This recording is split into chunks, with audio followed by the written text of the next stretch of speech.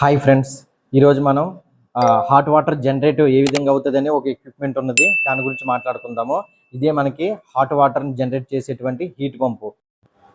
మీరు చూసినట్లయితే కనుక ఇది మోకప్ లైన్ అన్నమాట. ఎందు గురించి అంటే మనం కంటిన్యూస్గా లైన్లో ఉన్నటువంటి హాట్ వాటర్ అనేది మనం సర్క్యులేట్ చేస్తాం కదా. హీట్ అయినప్పుడు ఇందులోని వాటర్ కూడా ఎవాపరేట్ జరుగుతుంది అన్నమాట. ఆ ఎవాపరేట్ జరిగినప్పుడు సఫిషియెంట్ లైన్లోని వాటర్ లేకపోతే కనుక మనకి ఆ ప్రొడక్టివిటీ ఏదైతే ఉన్నదో అది కూడా ప్రాపర్గా రాదన్నమాట. ఇది మీరు చూసినట్లయితే కనుక ఇక్కడ ఒక ఎన్ఆర్వి ఇది మన మోకప్ ట్యాంక్ నుంచి డైరెక్ట్గా లూప్ అనేది కనెక్ట్ చేసి ఉంటుంది అన్నమాట.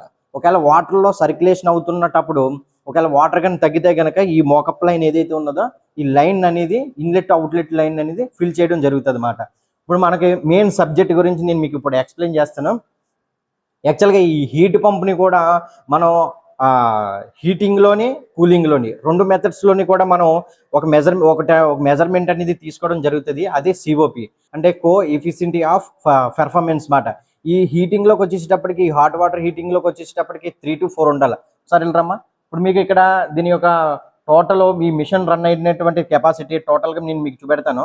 ఇప్పుడు మీరు ఇక్కడ చూసినట్లయితే కనుక దీని హీటింగ్ కెపాసిటీ వచ్చేసేటప్పటికి 40, అంటే ఇది డైకిన్ కంపెనీకి సంబంధించింది.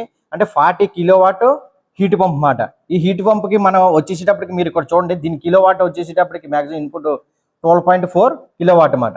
అంటే మీరు దీని సిఓపి ఎందు గురించి అంటే మనకి పవర్ కన్జంప్షన్ ఎంత మెయింటైన్ అవుతుంది అంటే ఒక హాట్ వాటర్ ఒకవేళ ప్రొడ్యూస్ చేయాలంటే కనుక ఎంత కరెంట్ తీసుకుంటుంది, ఎంత కరెంట్ తీసుకుంటే కనుక దాని ద్వారాగా ఎంత అవుట్పుట్ హీటింగ్ అనేది జనరేట్ అవుతుంది అనేది మనం తెలుసుకోవాలన్నమాట. దాని మీదే యూనిట్ సేవింగ్, ఎనర్జీ సేవింగ్ ఇదంతా కూడా డిపెండ్ అయ్యి ఉంటుంది అన్నమాట.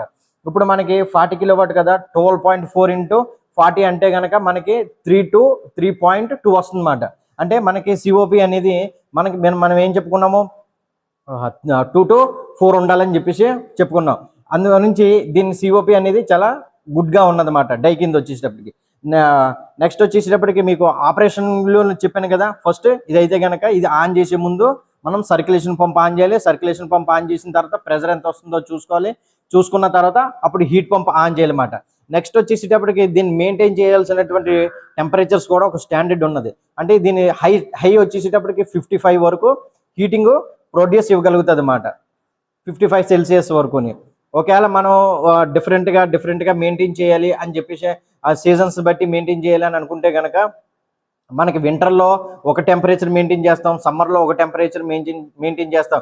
ఎందుకంటే స్టాండర్డ్స్ వచ్చేసేటప్పటికి 48 to 55 వరకు మెయింటైన్ చేయాలి. మనకి లేదు సమ్మర్లో అని అనుకుంటే కనుక 45 సెట్ పాయింట్ పెట్టడం జరుగుతుంది. నెక్స్ట్ వచ్చి 48, నెక్స్ట్ వచ్చి హై అయితే కనుక 55. మనకి ఇంకొక విషయం గురించి కూడా నేను మీకు చెప్తున్నాను. మనకి ఇందులో 3 టైప్స్ ఉంటాయి అన్నమాట. ఆ 3 టైప్స్ కూడా ఒకటి వచ్చేసేటప్పటికి మనకి ఇంట్లకి లేకపోతే చిన్న ఒక 5 members 6 members అయితే కనుక మనం గ్రేజర్స్ యూజ్ చేస్తాము, ఓకేనా.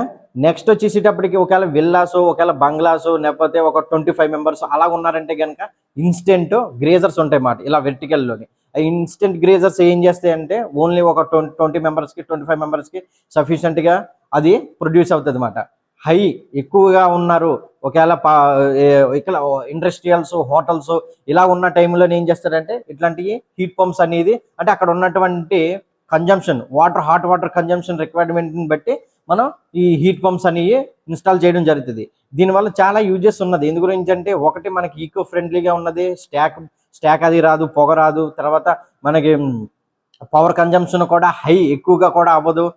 నెక్స్ట్ వచ్చేసేటప్పటికి అంటే కొంచెం మనం డీజిల్ జనరేటర్స్తో పోలిస్తే కనుక ఈ కొంచెం దీని ప్రొడక్టివిటీ తయారవడానికి కొంచెం లేట్ అవుతుంది అన్నమాట. ఈ 40 కిలోవాట్ ఉన్నది కదా, ఇది గంటకి 960 లీటర్స్ వరకు మాత్రం హాట్ వాటర్ని ప్రొడ్యూస్ చేయగలుగుతుంది. అంటే డీజిల్ జనరేటర్స్కి వచ్చేసేటప్పటికి అది ఫ్లేమ్ తోటి రన్ అవుతాయి కాబట్టి వెంటనే దాంట్లో హీటింగ్ అనేది వెంటనే జనరేట్ అవుతుంది. జనరేట్ అయ్యేటప్పటికి ఎర్లీగా మనకి అందులోంచి అవుట్పుట్ అనేది వస్తుంది అన్నమాట తొందరగానే. ఈ మరి కంప్రెసర్ ద్వారా రన్ అవుతున్నాయి కాబట్టి దీంట్లో కొంచెం పెర్ఫార్మెన్స్ అనేది కొంచెం తక్కువ ఉంటుంది. దానివల్ల మనకు కొంచెం టైం డ్యూరేషన్ తీసుకున్నా సరే ఒకవేళ మనం డీజిల్తో రన్ అయ్యే బాయిలర్స్ కానీ గ్యాస్ వాటితో కనుక మనం ROI అంటమాట, రిటర్న్ ఆఫ్ ఇన్వెస్ట్మెంట్. ఒకవేళ దానికి దీనికి డిఫరెంటేషన్ చూసి కాస్ట్ డిఫరెంటేషన్ ఒకవేళ డీజిల్ ఫర్ మంత్కి పర్ మంత్కి మనం డైలీ ఒకవేళ కాల్కులేషన్ చేసుకుంటే కనుక ఒకవేళ డీజిల్ జనరేటర్ అయితే కనుక 30 లీటర్స్ 40 లీటర్స్ కన్జంప్షన్ అయితే కనుక మనం దాన్ని ఒకవేళ 100 రూపీస్ అనుకోండి, దాన్ని 25 లీటర్స్ కన్జంప్షన్ అవుతుంది ఎంత అనేది కాల్కులేట్ చేసుకొని, ఇది హీట్ పంప్ వచ్చేసేటప్పటికి ఎన్ని యూనిట్లు పర్ డే వచ్చేసేటప్పటికి 100 యూనిట్సా 120 యూనిట్సా దీని కాల్కులేషన్ చేసుకునేటప్పటికి రెండింటికి మీరు వేరియేషన్ చూసుకుంటే కనుక, మీరు ఏదైనా కంపెనీలో సజెస్ట్ చేయాలనుకుంటే కనుక మీరు హీట్ పంప్ సజెస్ట్ చేస్తే కనుక మీరు చాలా మట్టుకి సేవింగ్ చేసినట్టుగా ఉంటుంది అన్నమాట. ఈ సబ్జెక్ట్ మీకు అర్థమైందని అనుకుంటున్నాను. మీకు ఎటువంటి డౌట్ ఉన్నా సరే కామెంట్ సెక్షన్లో మీరు కామెంట్ చేస్తే కనుక నేను దాని గురించి మరింత డెప్త్గా ఎక్స్ప్లెయిన్ చేస్తాను. మరొకసారి నేను చెప్తున్నాను, ఇది మనకి ఏసీ ఏదైతే ఉన్నదో ఏసీకి దీన్ని రివర్స్ సైక్యులేషన్ జరుగుతుంది అన్నమాట. అంటే మనకి ఏసీలో ఏమవుతుంది, అవుట్డోర్లో హీటింగ్ అనేది ఎగ్జస్ట్ అవుతుంది అన్నమాట. ఆ కండెన్సర్ ఏదైతే ఉన్నదో అక్కడ ఉన్నటువంటి హాట్ని ఏదైతే ఉన్నదో అది ఎగ్జస్ట్ చేస్తుంది. ఇక్కడ అదే హాట్ని మనం తీసుకొని దానికి వాటర్ కనెక్షన్ ఇచ్చి జనరేట్ అయినటువంటి వాటర్ ద్వారాగా మనం హాట్ వాటర్ ట్యాంక్లోకి పంపిస్తామన్నమాట. అక్కడ అది మనకి హీట్ ఎక్స్చేంజ్ అనేది అక్కడ జరుగుతుంది అన్నమాట. ఓకేనా, దానికి దీనికి డిఫరెంటేషన్ వచ్చేసేటప్పటికి. Thank you watching BS information channel.